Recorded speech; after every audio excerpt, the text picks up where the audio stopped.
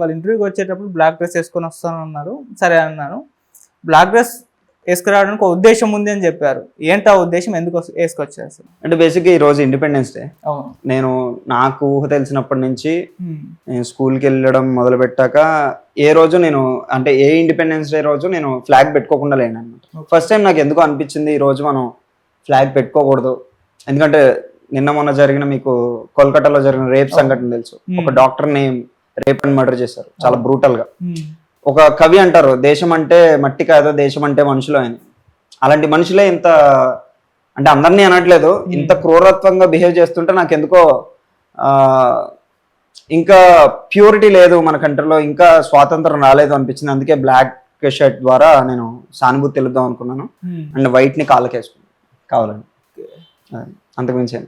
So ఇలాంటి సంఘటనలు జరగకుండా, అంటే అబ్బాయిలు కానీ అంటే అబ్బాయిలు కూడా చాలా ఈ మధ్య బ్రూటల్ గా కిల్లింగ్స్ అవి జరుగుతున్నాయి. లవర్ కోసం చంపేయడం, లేదంటే ఇల్లీగల్ అఫైర్స్ ఇలాంటివి. సో అలాంటివి ఆగాలి, కొంచెం మానవత్వంతో బిహేవ్ చేయాలి. అమ్మాయిల మీద కూడా రేపులు అవి అసాంఘిక చర్యలు అవి జరగకుండా కొంచెం తగ్గాలని మనస్ఫూర్తి కోరుకుంటున్నాను. ఓకే, మీరేమని చెప్తారు? యా అండి, డెఫినెట్లీ. ఎందుకంటే ఇన్సిడెంట్ విన్నప్పుడు కూడా అసలు మనం ఇండిపెండెన్స్ ఇవన్నీ పక్కన పెడితే ఫస్ట్ థింగ్ హ్యూమానిటీ అనేది ఏమైపోయిందని అనిపించింది. అంటే వితౌట్ కన్సెంట్ అనేది టచ్ చేయడమే చాలా తప్పు. ఎవరైనా మన సొంత వాళ్ళనైనా వితౌట్ కన్సెంట్ అనేది టచ్ చేయడమే చాలా తప్పు. అలాంటిది ఇంత దారుణంగా చేయడం అనేది ఫస్ట్ వాడి హ్యూమానిటీకే మాయన మచ్చ. But the very next day, అంటే అది జరిగిన కొన్ని రోజుల్లో ఇండిపెండెన్స్ డే రావడం అనేది, మనం అందరం ఫ్రీడమ్ని ఎంజాయ్ చేస్తాం అనుకునేది మనం ఎజ్యూమ్ చేసుకున్నాం, అంతేగాని కరెక్ట్ ఫ్రీడమ్ అనేది ఇంకా రాలేదు. అది మాత్రం ఖచ్చితంగా అమ్మాయికి అయితే జస్టిస్ జరగాలి, నేరస్తులకు శిక్ష పడాలి. అయితే మనమైతే ఫ్రీడమ్ అనేది it's like almost Nirbhaya case అయ్యి 12 సంవత్సరాలు అయింది. ఈ 12 సంవత్సరాలు ఏం మారింది?